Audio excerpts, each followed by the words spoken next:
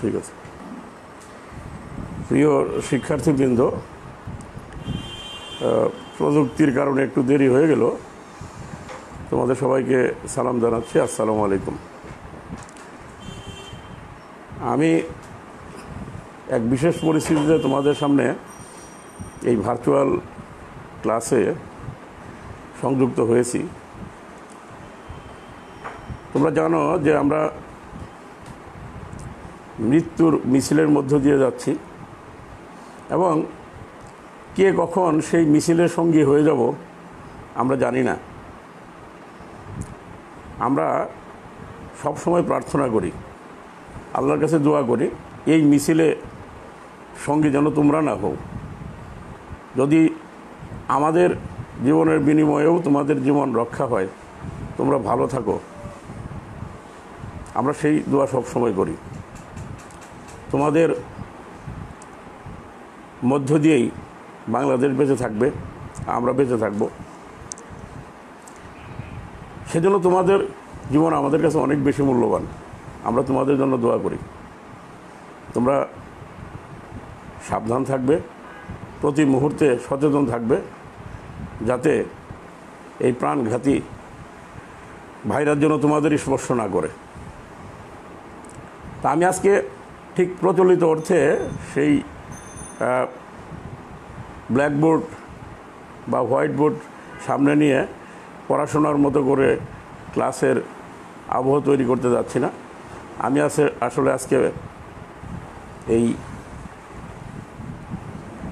Selfie মোডে লাইভে এসেছি, মূলত তোমাদের সাথে যুক্ত হওয়ার জন্য। তোমাদের কে কে এই সময় যুক্ত আছো তাদের সাথে কথা বলার জন্য, বা তাদের সাথে মতামত, ভিউ শেয়ার করার জন্য, যাতে দেখতে পাই। আমি জানি যে প্রযুক্তির কারণে সবার কাছে অ্যাক্সেস নাই, কিছু আর্থিক ব্যয়ও আছে। আমরা একটা অর্থনৈতিক সংকটের মধ্যে দিয়েও যাচ্ছি। তোমাদের সবার কাছে সেই এমবি বা ডাটা কেনার মতো সঙ্গতিও অনেকের নাই। তারপরেও আমরা যে সূচনাটা করলাম অনলাইন ক্লাসের, যাতে কিছুই না থাকার চেয়ে কিছুটা থাক, তোমাদের সাথে অন্ততপক্ষে আমাদের যোগাযোগটা হোক, সবার সাথে না হলেও কতিপয়ের সঙ্গে হোক। এই প্রয়াস থেকে, এই ইচ্ছা থেকে, এই আগ্রহ থেকে আমরা এই ক্লাসের আয়োজন করেছি। এখন প্রথম বর্ষ ক্লাস শুরু করলাম আমরা, হয়তো সামনে দ্বিতীয় বর্ষ যুক্ত হবে। বিশেষ করে আমার ক্লাসে কোনো বর্ষের দরকার নেই, সবাই যুক্ত থাকতে পারো। আমরা পরস্পরকে অনুভব করতে চাই এই ভার্চুয়াল যোগাযোগের মাধ্যমে। আমি কয়েকদিন আগে লক্ষ্মীপুর গিয়েছিলাম, তো সেখানে আমার সাথে কয়েকজন আমার প্রাণপ্রিয়, আমার সন্তানের মতো ছাত্রছাত্রীর সাথে দেখা হয়েছে। যদিও আমি বিষয়টা লুকিয়ে গিয়েছিলাম নিরাপত্তার কারণে, যে তোমরা দূরে থেকে যাতে দেখা করতে না আসো এবং তোমরা কোনো রকমের স্বাস্থ্যগত ঝুঁকির মধ্যে না পড়ো, যার কারণে আমি সেইভাবে কাউকে বলি নাই। অনেকেই আমার কাছে ব্যক্তিগতভাবে ফোন করে তোমরা অভিযোগ করেছো যে স্যার আমাদের বলেন নাই। আসলে আমরা তো তোমাদের কোনো ক্ষতি হোক এটা চাই না, যার কারণে আমি ব্যক্তিগতভাবে লক্ষ্মীপুরে গিয়েও তোমাদের সাথে যোগাযোগ করার চেষ্টা করিনি। কিন্তু তারপরেও খুব কাছাকাছি বা দূরে থেকেও আমার কাছে কেউ এসেছিলেন। আমিও কিছুটা আবেগপ্রবণ হয়ে সেই স্বাস্থ্য বিধি নিরাপত্তা মানি নাই, যদিও আমার মনে হয় সেটা ঠিক হয় নাই। তো যাই হোক, আজকে আমি তোমাদের সাথে একাডেমিক কিছু কথা তো প্রাসঙ্গিকভাবে বলবো। আমাদের যে কোর্সটা বোধহয় সম্ভবত তোমাদের পড়া হয় নাই, তেমন একটা আমাদের শিক্ষক স্বল্পতার কারণে, বাংলাদেশ ও বাঙালির সংস্কৃতি ও ইতিহাস, এই কোর্সটা একটা দীর্ঘ, একটা বিস্তৃত একটা কোর্স। আমি প্রাসঙ্গিকভাবে আজকে এই কোর্সটার একটা অংশ, যেটা খুবই প্রাসঙ্গিক, আমাদের জানা দরকার, বোঝা দরকার, সেই প্রসঙ্গটা নিয়ে কথা বলবো, যেটা আমাদের জীবনের খুব কাছাকাছি। সেটা হলো বাঙালি সংস্কৃতি। এই বাঙালি সংস্কৃতির সাথে কথা বলতে বলতে আমরা কিছু সময় নেব। আমি তোমাদের মন্তব্য দেখতে পাচ্ছি দেখতে পাবো। আমি চাইবো যে তোমরা সাথে সাথে মন্তব্য করবে, যাতে আমি তোমাদের মন্তব্য দেখতে পাই এবং কোনো কোনো ক্ষেত্রে তোমাদের সাথে মতামত, ভিউ শেয়ার করতে পারি। কিছু জানার থাকলে বা আমরা নিজেদের শুভেচ্ছাও জানাতে পারি আজকের এই ক্লাসের মধ্য দিয়ে। সামনের ক্লাসটা হয়তো এরকম আর থাকবে না, আনুষ্ঠানিকভাবে আমরা পড়াশোনা নির্ভর ক্লাস করব। আজকের ক্লাসটা আমাদের পরস্পর মিলনের, পরস্পর জানাজানির, দেখাদেখির। অনেক দিন পরে আমার অনেক শিক্ষার্থী হয়তো আজকে আমার চেহারা দেখতে পাচ্ছ ভার্চুয়ালি। সবচেয়ে ভালো হতো যে আমি যদি একটা ডিভাইস আছে, অনেকগুলো ডিভাইস আছে যার মাধ্যমে যুক্ত হলে আমি তোমাদেরও দেখতে পেতাম। তো আসলে সেই ডিভাইস তো সবার নাই, এই জন্য আমি আসলে তোমাদের সেটা বলি নাই। আমরা অনেকগুলো ডিভাইস আছে, আমাদের প্রোগ্রাম আছে, যেটা দিলে আমরা আসলে তোমাদের সবারই ছবি দেখতে পেতাম এবং তোমরাও কথা বলতে পারতে। সামনে হয়তো সেটাও আমরা চেষ্টা করব যে একটা বিশেষ ডিভাইস সবাই আমরা ইনস্টল করলাম মোবাইলে এবং সেটা আমরা ব্যবহার করে তোমাদের কথাও শুনব। তোমাদের এই করোনার মধ্যে দীর্ঘ লকডাউনের যে সময় যাচ্ছে, এই সময় তোমাদের যে অভিজ্ঞতা, তোমাদের যে সুখ দুঃখ ভালো লাগা, সেগুলো আমার সাথে তোমরা যাতে শেয়ার করতে পারো সেই চেষ্টা করব। সামনে আমি বলবো যে তোমরা এই ডিভাইসটা বা এই প্রোগ্রামটা তোমরা ইনস্টল করো মোবাইলে।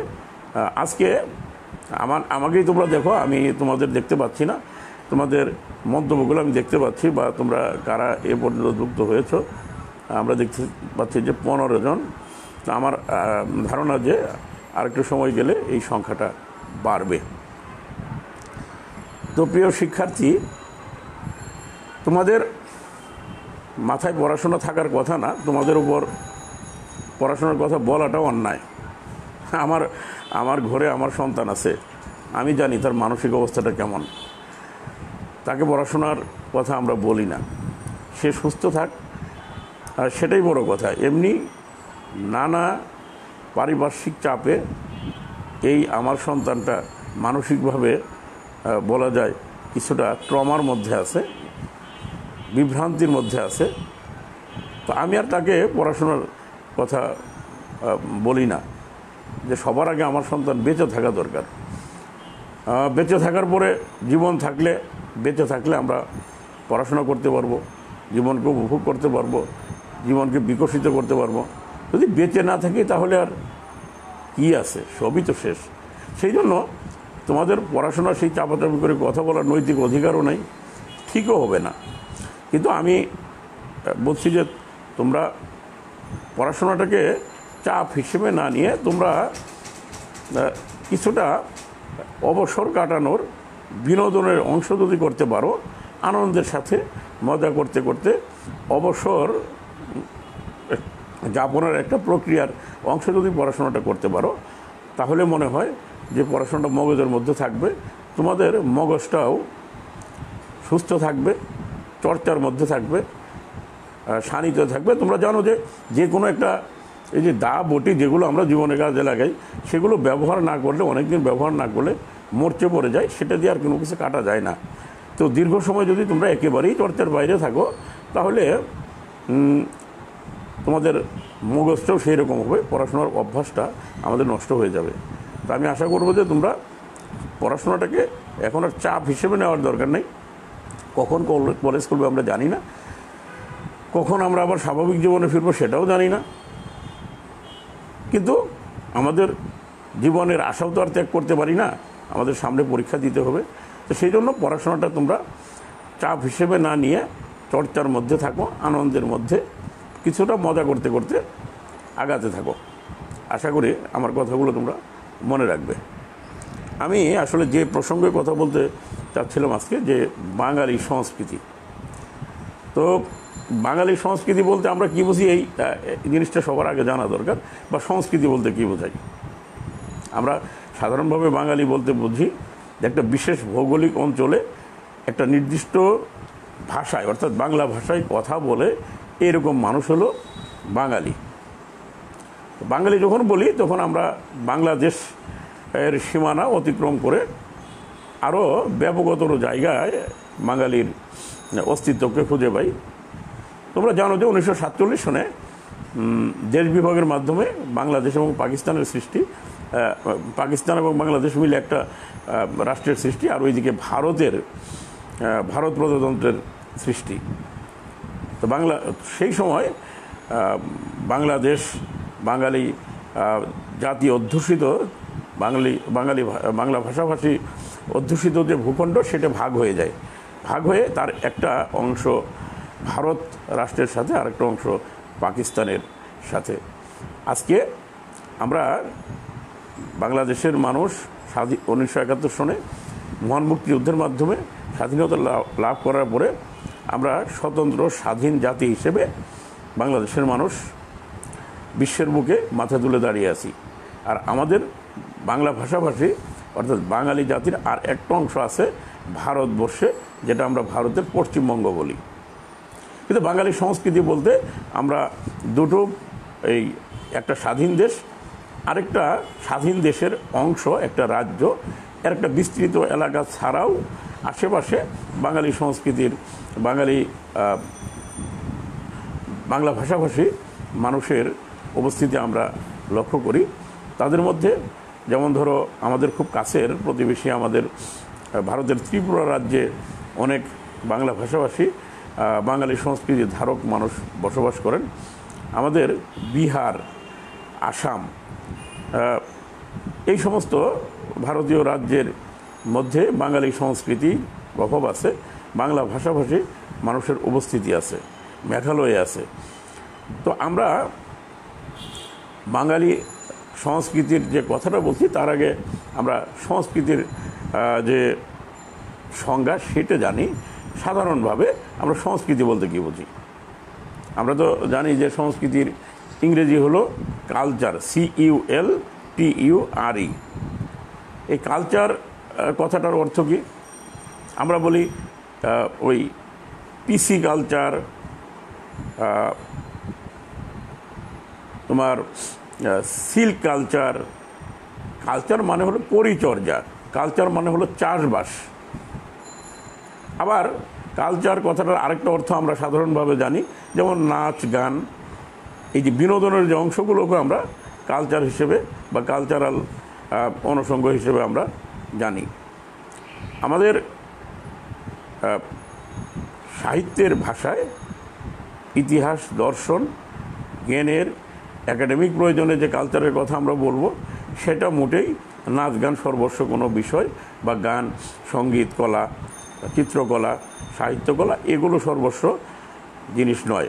কালচার একটা বিস্তৃত জিনিস। কালচার বলতে আমরা সাধারণভাবে বলবো যে জীবনের সমন্বিত পরিপূর্ণ একটা রূপ। এই জীবনে কি আছে?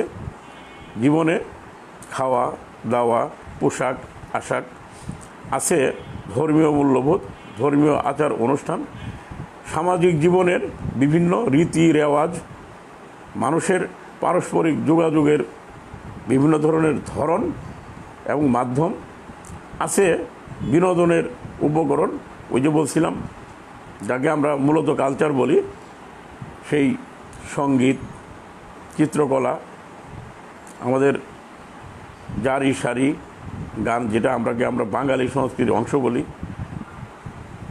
এই সব কিছু মিলে জীবনের যে একটা পরিপূর্ণ রূপ আমাদের সামনে দাঁড়িয়ে থাকে, সেটাই কালচার বা সংস্কৃতি। কিন্তু সংস্কৃতি একটা বিশেষ সময়ের মধ্যে সীমাবদ্ধ নয়, বহুদিনের আচরিত, বহুদিনের মানুষের সাধনার মধ্য দিয়ে, জীবন সাধনার মধ্য দিয়ে যে একটা রূপ দাঁড়িয়ে যায়, সেটা হলো কালচার। একদিন হঠাৎ করে কোনো কিছু করলে সেটা কালচার হয় না। বহু বছরের সাধনার মাধ্যমে, জাতীয় পরিচর্যার মাধ্যমে একটা বিশেষ ভৌগোলিক অঞ্চলের, বিশেষ ভাষাভাষী অঞ্চল, মানুষের অঞ্চলের, অথবা বিশেষ গোষ্ঠীর যে জীবন রূপ, যে জীবন স্বরূপ আমাদের সামনে দাঁড়ায়, সেটা হলো সেই মানুষের, সেই গোষ্ঠীর, সেই সম্প্রদায়ের কালচার। কালচার একটা মজার জিনিস হলো যে আমরা একটা পরিবারের কালচার জানি, যে একটা পরিবার কিভাবে চলে, একটা পরিবার ঝগড়া করে, একটা পরিবার পরস্পরের মধ্যে মিষ্টি ভাষায় কথা বলে পরস্পরের মধ্যে সমঝোতা নিয়ে চলে। একটা পরিবার উচ্ছৃঙ্খল আর একটা পরিবার সুশৃঙ্খল। এই দুই পরিবারের যে জীবনবোধ, এটাও একটা সংস্কৃতি, একটা পারিবারিক সংস্কৃতি। তাহলে শুরু হলো পরিবারটা একজন মানুষ, তার জীবনের একটা সংস্কৃতি আছে। সেই মানুষটা কিভাবে চলে, কি খায়, কোথায় যায়, কিভাবে কথা বলে, কার সাথে কথা বলে, জীবনের যে আয়োজনটা উনি কিভাবে করেন, এগুলো হলো একজন ব্যক্তির সংস্কৃতি। আবার এই ব্যক্তি মিলে যখন একটা পরিবার গঠন হয়, তখন একটা পরিবারের সংস্কৃতি দাঁড়ায়। এক একটা পরিবারের ঐতিহ্য এইভাবে তৈরি হয়। মানুষে এক নামে এক একটা পরিবারের নাম উঠলেই চিনে, ওই পরিবারের মানুষ ভালো, ওই পরিবারের মানুষ মন্দ, ওই পরিবারের মানুষ নিরীহ, ওই পরিবারের মানুষ উগ্র, ওই পরিবারের মানুষ গান বাজনা জানে, ওই পরিবারের মানুষ ধর্মীয় সংস্কৃতিতে বিশ্বাস করে। এরকমভাবে পরিবারও আলাদা হয়। আবার একটা গ্রামের মিলে একটা সংস্কৃতি থাকে, যে ওই গ্রামটার মানুষ ওই রকম, ওই গ্রামের মানুষ এইভাবে জীবনযাপন করে। এরপরে গিয়ে একটা বিশেষ এলাকা, একটা উপজেলা, তারপরে জেলা, তারপরে আবার বৃহত্তর ভৌগোলিক এলাকা, যেমন নোয়াখালী অঞ্চল, বরিশাল অঞ্চল, রংপুর অঞ্চল, এইভাবে বিস্তৃত হতে থাকে এই সংস্কৃতির বলয় বা সংস্কৃতির এলাকা, ভূখণ্ড, সংস্কৃতির মানুষ। আমরা বরিশাল এলাকার মানুষের সংস্কৃতির কথা জানি। প্রথমেই আসে তাদের ভাষা, তাদের আচার ব্যবহার। কেউ কেউ বলে যে বরিশালের মানুষ খুব ভয়ানক, তারা অন্যকে কেয়ার করে না, কিছুটা স্বার্থপর, এরকম কথা বলা হয়। ওইটাও তাদের জীবন সংস্কৃতির একটা ধারণা দেয়। আবার রংপুর এলাকার মানুষকে আমরা জানি, তারা একটু সাধারণ সহজ সরল মানুষ, তারা কিছুটা গরিব, তারা আবার পরোপকারী, তারা আবার বিশেষ ধরনের ভাওয়াইয়া গান গায়। তখন আমরা ওই রংপুর বিস্তৃত এলাকার কখনো কখনো উত্তরবঙ্গের পুরোটাকেই মিলে আমরা উত্তরবঙ্গীয় বা রংপুর এলাকার একটা সংস্কৃতিকে সামনে, বা বরেন্দ্র সংস্কৃতি বলতে একটা জিনিস আছে, এই সংস্কৃতিকে সামনে আসে।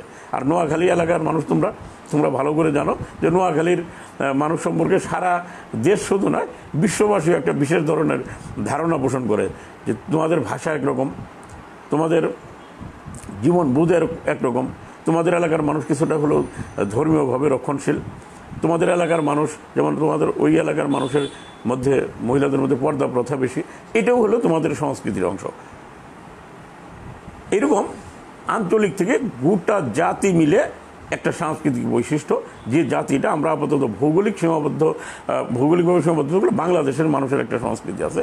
আর বাঙালির সংস্কৃতি হলো বাংলাদেশ এবং ভারত এবং আমাদের এই চারপাশের যে সংস্কৃতি মানুষ আছে, যারা বাংলা ভাষাভাষী, যারা বাংলায় কথা বলেন, তাদের সংস্কৃতিকে আমরা বাঙালি সংস্কৃতি বলতে চাই।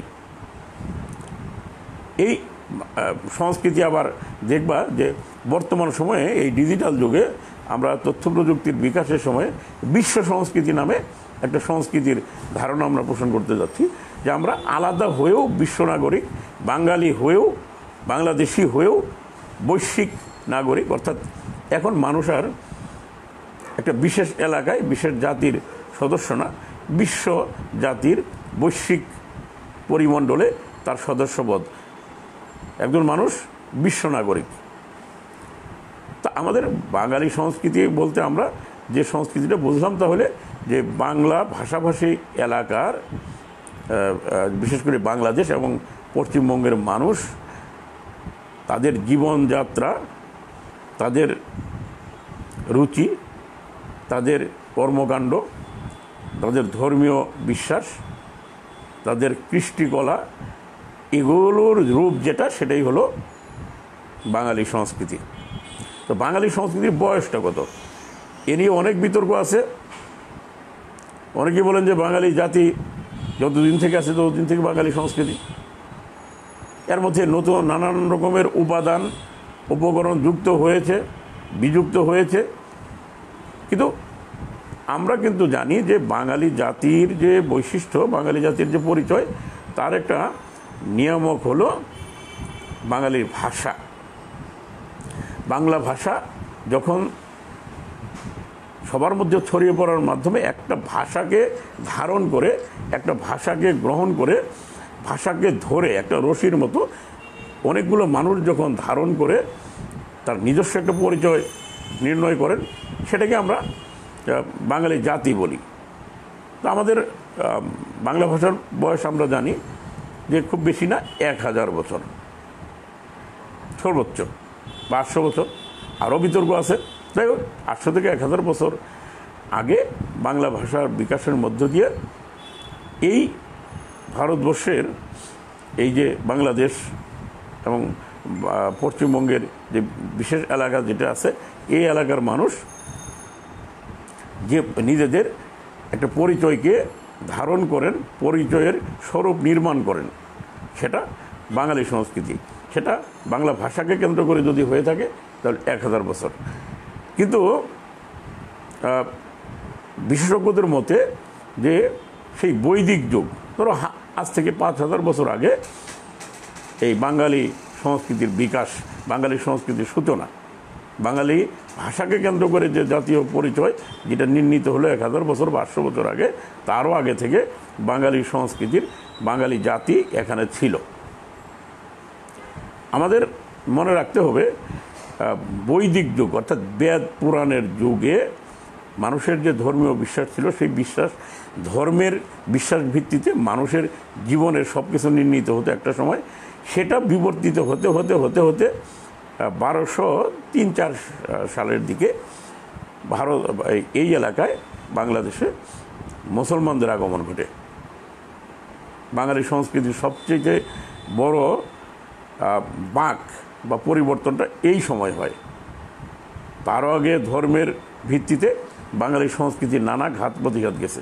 তোমাদের একটা জিনিস মনে রাখা দরকার যে আমাদের এই দেশে নৃতাত্ত্বিকভাবে পৃথিবীর বিভিন্ন জাতি গোষ্ঠীর সমন্বয়ে আমাদের রক্ত গঠন হয়েছে,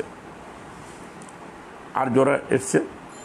কিন্তু মজার ব্যাপার হলো যে বাঙালি সংস্কৃতির মৌলিক কিছু উপাদান এরা আসারও আগে আমাদের কাছে ছিল। যেমন ধরো, বাঙালি খাদ্য তার সংস্কৃতির অংশ। বাঙালি খাদ্যে প্রাধান্য হলো ভাত, মাছ। আমরা বলি ভেতো বাঙালি অথবা ভাতে মাছে বাঙালি। তো এই ভাত আমাদের এই আর্যরা আসার আগে, অনেক বছর আগে, বৈদিক যুগের আগে ধানের আবাদ হতো এই আমাদের এই বাংলাদেশের এলাকায়। মানুষ নদী বহুল হওয়ার কারণে মাছটা ছিল তাদের কাছে, মানুষের কাছে খুব সহজলভ্য। তো মাছ আর ভাত মানুষের এই যে বাঙালি সংস্কৃতির অংশ, এটা কিন্তু ওই মুসলমানরা আসার কারণে হয় নাই, আর্যরা আসার কারণে হয় নাই, তারও আগে থেকে এই এলাকার মানুষ ভাতে মাছে, ভাত এবং মাছের প্রতি আসক্ত, তাদের প্রিয় হয়ে ওঠে। এই যে সংস্কৃতির একটা মৌলিক অংশ, এটা অনেক শাসক গোষ্ঠী আসার আগে, অনেক আমাদের নিয়ন্ত্রণকারী জাতিগোষ্ঠী আসার আগে। তাহলে বাঙালি সংস্কৃতির অনেকগুলো উপাদান অনেক আগে থেকে আমাদের জীবনে চলমান। কিন্তু আমরা আজকের যে বাঙালি সংস্কৃতির যে রূপটা দেখি, সেটা মূলত পরিপূর্ণতা লাভ করে মুসলমানদের আগমনের পর 1203 বা 4 সনে ইখতিয়ার উদ্দিন মোহাম্মদ বিন বখতিয়ার খলজি যখন এই লক্ষণ সেনের রাজ্য আক্রমণ করে দখল করে নেন, তখন বাংলাদেশের একটা আমূল পরিবর্তন ঘটে। ধর্ম এবং বিশ্বাসের জায়গায়, মানুষের আচার আচরণে, মানুষের অনুষ্ঠানাদি প্রতিপালনে, সব কিছুতে একটা আমূল পরিবর্তন আসে।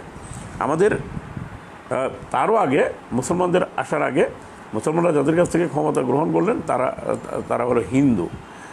তারা কিন্তু এই পাল রাজবংশ, তারপরে সেন বংশ, কিন্তু তার আগে যারা ছিলেন তারা কিন্তু ধর্মীয়ভাবে বৌদ্ধ।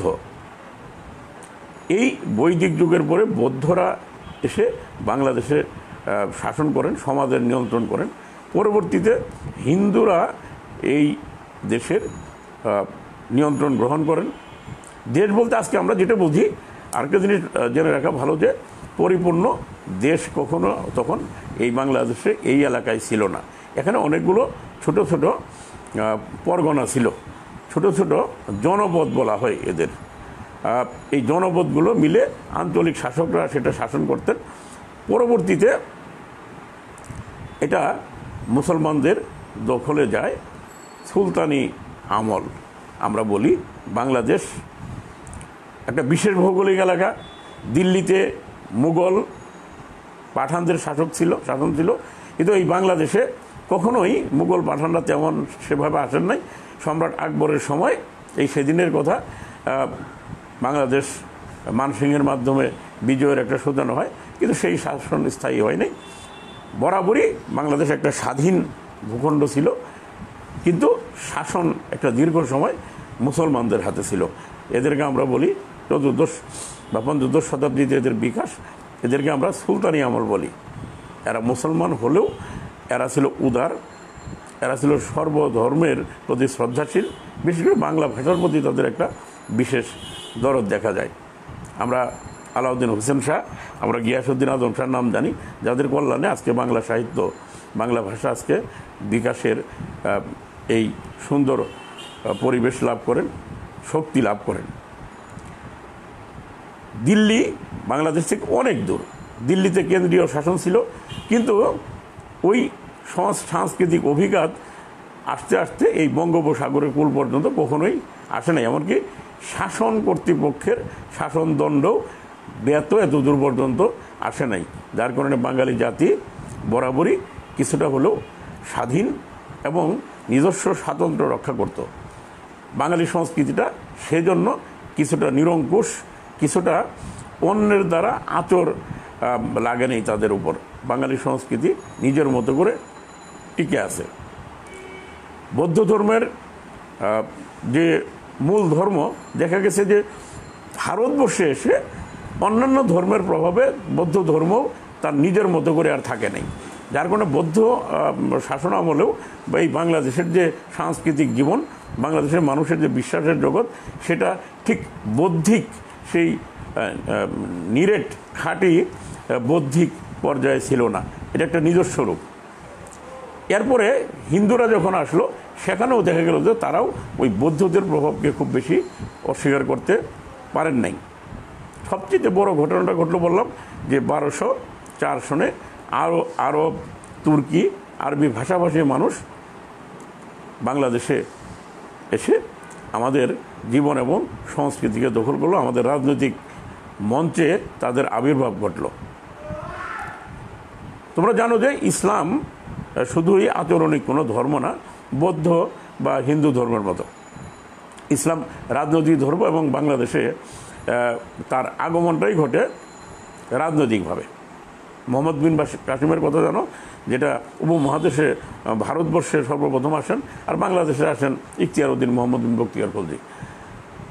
ঘোড়া ছুটিয়ে, লাগাম টেনে, চাবুক হাতে নিয়ে, ঘোড়ার পায়ের শব্দ মাটির উপর নাচিয়ে এই মানুষ, আমরা জানি যে 17 জন সঙ্গী নিয়ে ইখতিয়ার উদ্দিন মোহাম্মদ বিন বখতিয়ার খলজি একটা রাজ্য দখল করেন। অর্থাৎ ইসলাম ঢুকেই পড়ে এই এলাকায় রাজনৈতিক পরিচয় নিয়ে। তারও আগে আমাদের এখানে অনেক, আমরা যাদের পীর বলি বা মুর্শিদ বলি, অলি আউলিয়া নামে যে মানুষগুলোকে আমরা চিনি, এই মানুষগুলো এসে ইসলাম প্রচার করেন। কিন্তু রাষ্ট্রের যে ক্ষমতা, সংস্কৃতিকে পরিবর্তন করার যে ক্ষমতা, জীবন চেতনাকে পরিবর্তন করার যে ক্ষমতা, সেটা রাজনৈতিক শক্তির মাধ্যমে ঘটল যখন মুসলমানরা রাজনীতির নিয়ন্ত্রণ নিজেদের হাতে নিয়ে নিল।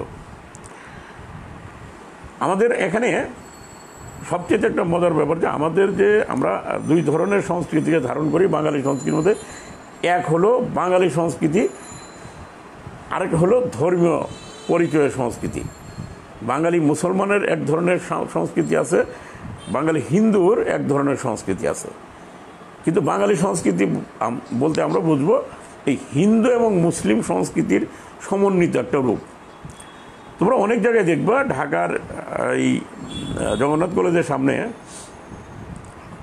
এই জনসন রোডের ওখানে ভিক্টোরিয়া পার্কের ঠিক পূর্ব পাশে একটা বিল্ডিংয়ে এক পাশে আছে চার্চ, খ্রিস্টানদের ধর্মীয় উপাসনালয়, আর একটা অংশ আছে মুসলমানদের মসজিদ, এবং ওই এলাকাটা হিন্দু অধ্যুষিত বলে তার চারপাশে ঘেরাও করা আছে অনেকগুলো মন্দির।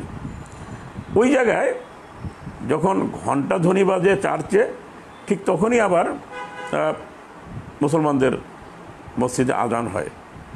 আবার ঠিক পাশাপাশি ওই শাঁখারীপট্টিতে তার পাশেই দেখবা যে সেখানে মন্দিরে কাসর বাজে, উলুধ্বনি ওঠে, ধূপের ধোঁয়ায় আচ্ছন্নতা জন্মে। এই তিনটা জিনিস একই সাথে হয়, কেউ কারোর সাথে বিরোধ তৈরি করে না। কখনো কখনো আজান হওয়ার সময় হিন্দুরা উলুধ্বনি বন্ধ রাখে, কখনো কখনো খ্রিস্টানরা তাদের সেই ঘণ্টা ধ্বনি দেয় না। পরস্পরের মধ্যে শ্রদ্ধা রেখে এই একই সাথে যখন এই সবগুলো উচ্চারিত হয়, সবগুলোকে ধারণ করা হয়, সেটাকে আমরা বাঙালি সংস্কৃতি বলি। তা না হলে বাঙালি মুসলমানের এক ধরনের সংস্কৃতি আছে, বাঙালি হিন্দুর এক ধরনের সংস্কৃতি আছে, আবার যারা খ্রিস্টান বা অন্যান্য উপজাতীয় আছে বা আদিবাসী আছে তাদেরও এক ধরনের সাংস্কৃতিক জীবন আছে। কিন্তু বৃহত্তর অর্থে আমাদের এই বাংলাদেশের ভূখণ্ডে বৃহত্তর জনগোষ্ঠী যারা, তারা হিন্দু হোক মুসলমান হোক, তাদের নিজস্ব একটা সংস্কৃতি আছে। এখানে কোনো ধর্মই তার নিজস্ব রূপ ধরে রাখতে পারেন না, এমনকি ইসলাম ধর্ম। আজকের দিনে তোমরা যারা সচেতন মানুষ, যারা মুসলিম, তাদের দৃষ্টি আকর্ষণ বলছি যে আমাদের সমাজের মধ্যে একটা দ্বান্দ্বিক ধর্মীয় একটা সাংস্কৃতিক দ্বন্দ্ব যাচ্ছে। কখনো কখনো সেটা বিরোধ এবং সংঘাতেও রূপ নেয়। সেটা হলো এই একটা সময় অলিয়া আউলিয়া বা পীরতন্ত্র আমাদের সমাজে বিশেষভাবে সক্রিয় ছিল। আজকের দিনে বলা হচ্ছে যে এই পীরবাদ, এই ধর্মীয় যে আলাদা পরিচয়, যাদের আমরা আউলিয়া বলি, প্রত্যেকটা পীরের তার নিজস্ব মুরিদ গোষ্ঠী আছে, এইভাবে ধর্মীয় বিভাজন আমাদের ইসলাম ধর্ম স্বীকার করে না। আমরা আরব দেশের উদাহরণ দিই, সেখানে সেই সব নাই। একথা সত্য যে আরব দেশের সাথে বাংলাদেশের মুসলমানদের আচরণিক যে বিধি বিধান, এগুলোতে পার্থক্য আছে। এর কারণ হলো ইসলাম ধর্ম যখন ভারতবর্ষে বিকশিত হয়, তখন আমাদের এই এলাকার মানুষ অধিকাংশই ছিল হিন্দু।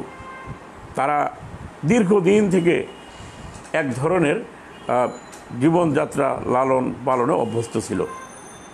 সেই শঙ্খধ্বনি, পূজা, উলুধ্বনি, সেই কীর্তন, এগুলোতে তারা অভ্যস্ত ছিল।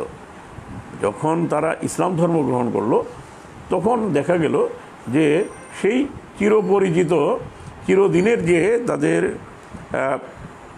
অভ্যাস, সেগুলোও কিছুটা তাদের জীবনের মধ্যে রয়ে গেল। এবং ইসলাম ধর্মেরও কিছু কিছু জিনিস, যেগুলো আমরা বিদআত বলি আজকের দিনে ধর্মীয়ভাবে, এগুলোরও কিন্তু রূপান্তর হয়ে গেল। যারা গবেষক তারা দেখছেন যে আমাদের ইসলাম ধর্মে যে তোমার মিলাদের একটা ব্যাপার আছে, যেটাকে আজকের দিনে অনেকেই নাজায়েজ বলেন, বিদআত বলেন, হারাম বলেন।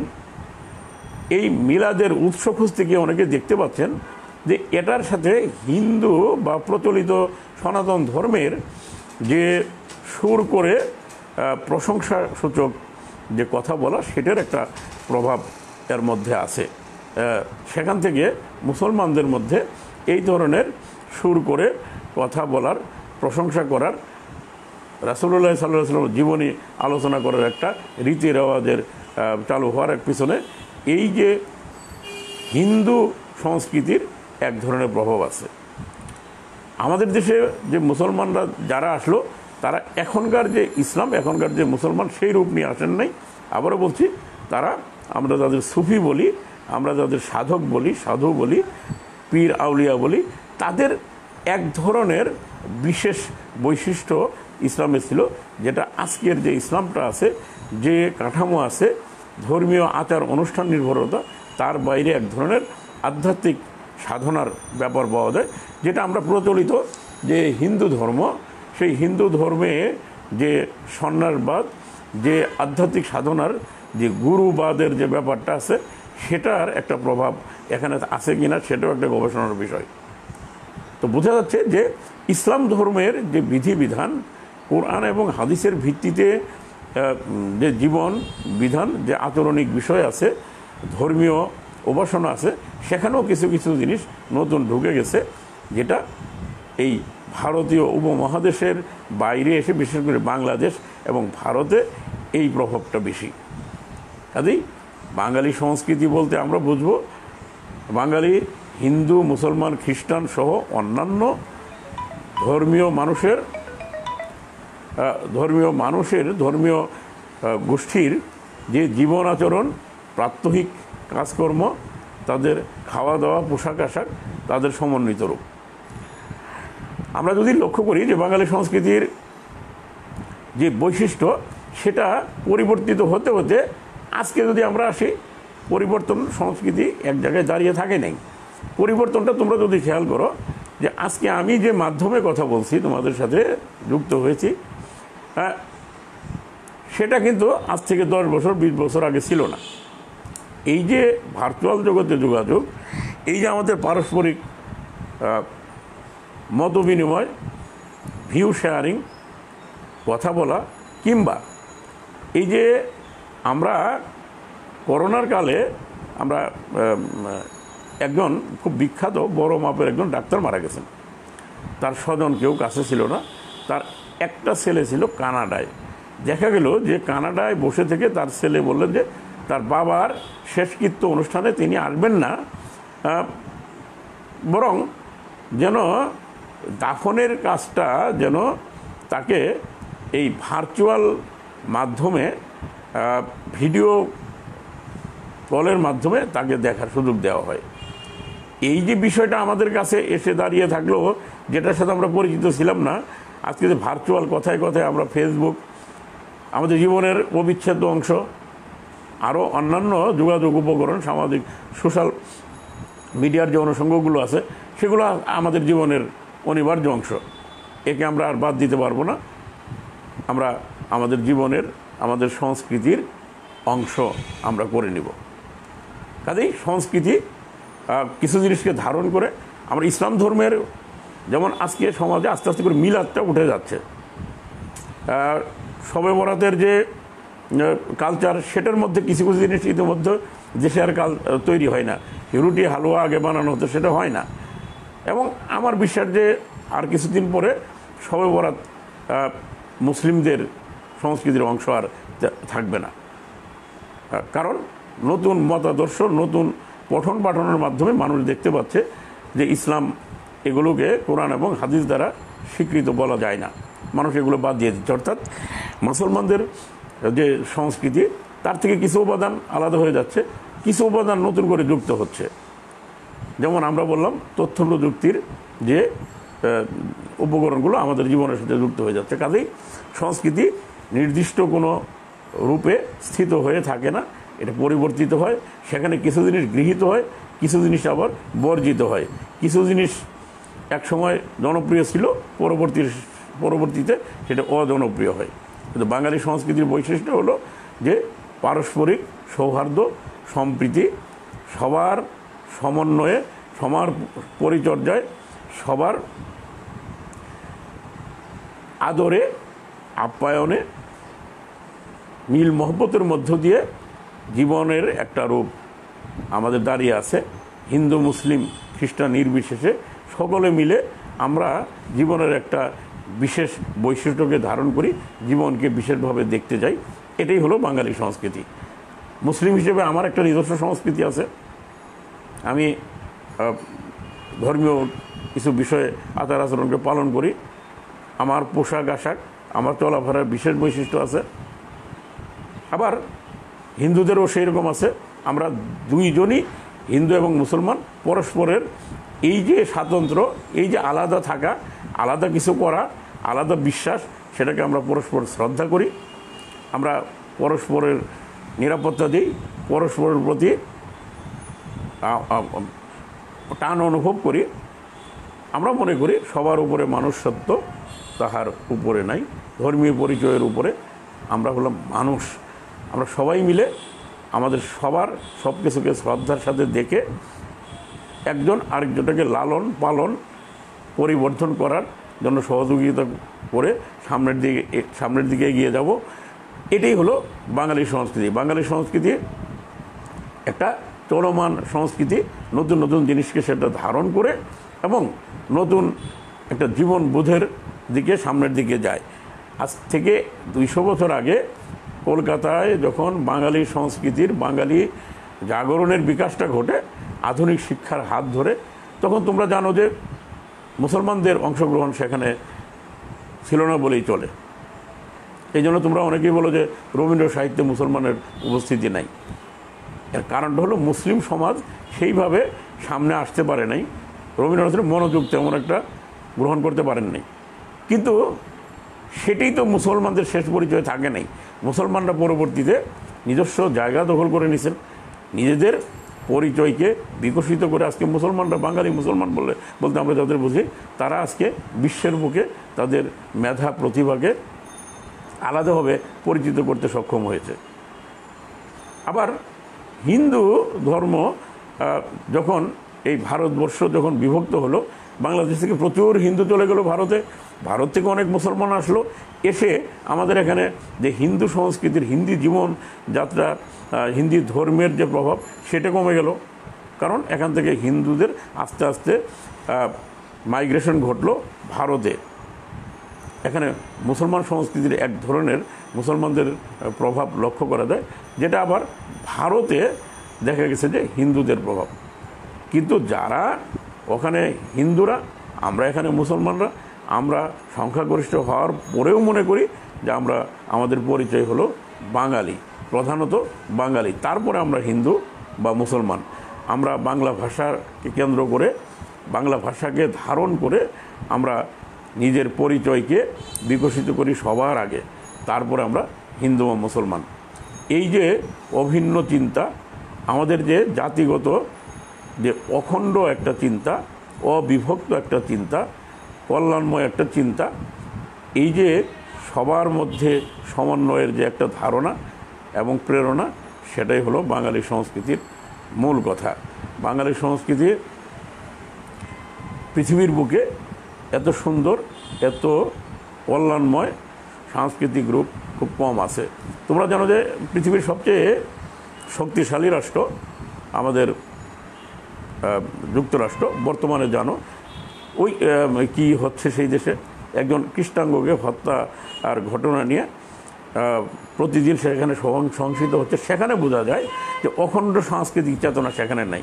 সেখানে কেউ ব্ল্যাক বা কালো, কেউ সাদা, কেউ হিস্পানিক, কেউ বাঙালি, কেউ হিন্দু, কেউ মুসলমান, কেউ ইহুদি, এদের মধ্যে যে অখণ্ড, যে ভাষা কেন্দ্রিক যে একটা অখণ্ড পরিচয়, এই যে সম্প্রীতি, সেটা সেখানে নাই। সেখানে ভাষা আছে একটা ইংরেজি, কিন্তু ইংরেজি ভাষাকে কেন্দ্রে তাদের জাতীয় পরিচয় নির্ধারণ হয় নাই। জাতির যে বিবেক, জাতির যে বোধ, জাতির যে মনন, সেটা তৈরি হয় নাই।